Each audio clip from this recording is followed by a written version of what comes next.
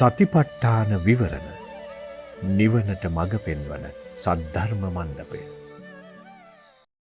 දැන් අපිට නේද මෙතන මැදිරියේ ඉන්න සියලු දෙනාටත් අසන නරඹන අයටත් පැහැදිලි වුණා මේ දැනුමෙන් කතා කිරීම සහ අවබෝධයෙන් කතා කිරීමේ කියන කාරණා දෙකේ තියෙන වෙනස. දැන් අපි දැනුමෙන් හොයන්නේ. නමුත් අවබෝධ කර ගැනීමෙන් තමයි පින්වත් ස්වාමීන් වහන්සේ කියන්නේ ප්‍රත්‍යක්ෂතාවය වෙනම මේකක්. ඒ නිසා අපි මේ ප්‍රායෝගිකව මේ වැඩපිළිවෙල නියැලීමේදී ලැබෙන ප්‍රත්‍යක්ෂ දැනුම තමයි අවශ්‍ය වෙන්නේ.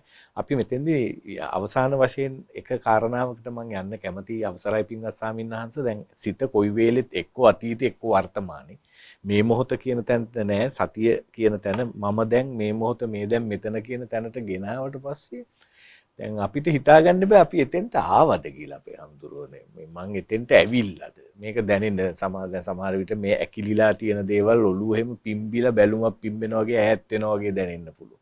තව අර සියුම් වේදනා දැනෙන්න පුළුවන්. අපි ස්වාමින්වහන්ස මොන වගේ දේවල්ද දැනීම විදිහට අපිට දැනගන්න පුළුවන් නම් ලොකු දෙයක් අපේ හඳුරෝනේ එතෙන්ට ආවද කියන එක. ඔය දෙන වචන දෙකක් අපිට ගලපන්න වෙන ප්‍රත්‍යක්ෂය සහ ප්‍රත්‍යක්ෂණය කියන එක. එහෙමයි. ප්‍රත්‍යක්ෂය කියලා කියන්නේ අස්පනා අපිට සිද්ධ වෙන දේ.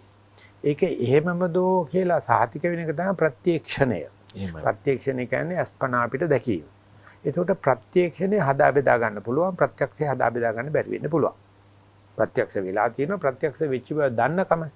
ඒක තමයි අද ජනමාධ්‍යයෙන් කරන්න හදන්නේ අපි. මේක ගැන බුදුරජාණන් වහන්සේට ඉස්සල්ලා දෙගිඩියාවක් තිබිලා තියෙනවා. අවබෝධ කරගන්න මේක කියලා දෙන්න පුළුවන් වේද කියලා. නොකිය හිටියා. ඉතින් මම එහෙම කිව්වට මම බුදුරජාණන් වහන්සේ කවුරුවක් නොවේවා කරන්න අදහසකුත් නැහැ. හිතා ගන්නකෝ පසේ බුදුරජාණන් වහන්සේ අතර වෙනස මොකද්ද කියලා. බුදුරජාණන් වහන්සේ ප්‍රත්‍යක්ෂය කරපුදී අන්වයට කියලා දෙන්න පුළුවන්. ප්‍රත්‍යක්ෂණය කරන්න ඇයිද? පසේ බුදුරජාණන් වහන්සේ කියලා දෙන්න බෑනේ.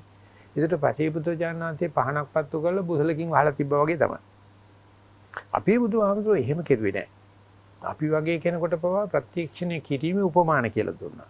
ඉතින් මේ උපමාන අතින් කවුරු කොයි වෙලාවෙ සතියට ගියත් එයා කවදාවත් තව කෙනෙක් අත්දකපු දෙයක් අත්දකින්නේ නැහැ. මේක මෙයා හෙලි කරනවයි කියන එකත් කමටහන් දෙන කෙනාගේම සූරකම. මට මම ඉන්නකොට මෙහෙමයි වුනේ.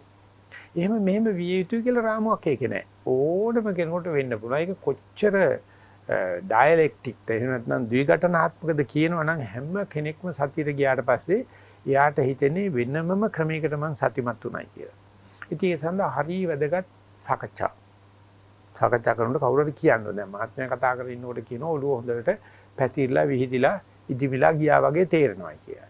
ඉතින් මේක එක ඉඟියක් මේ පෙන්වන්නේ ඔය සතිමත් වෙලා තියෙනවා. හැබැයි මම පිළිගනීද මේක සතිය කියලා. මම පිළිගනීද මේක විසුද්ධිය කියලා. මම පිළිගනීද මේකයි හරි ගියේ කියලා කියන එක මට සාතික කරන්න බෑ මොකද මම අත්දැකේ නෑනේ. හැබැයි අපි දෙපාරක් තුන් පාරක් මෙහෙම සාකච්ඡා කරනකොට අපි අතර සමාන්තර කොටස වැඩි වෙනවනේ. ඒක තමයි අපි මෙවැනි වැඩමුළුවකින් බලාපොරොත්තු වෙන්නේ. ඉදිරියට යනකොට අපි එකම තලයේ කතා කරමු. හැබැයි ඔයා මම කරපු දේ කරන්න ඕනේ නෑ. මම ඔයා කරපු දේ කරන්න. ඔයා මේ කරුවා නම් ඒක ලැබෙන අත්දැකීම ඒ කායනම වටිනාකමක් තියෙනවා. ඒක නිසා අපි සාකච්ඡාව දිගට යන් එක රැයෙන් එක පැයෙන් මේ කරන්න බෑ.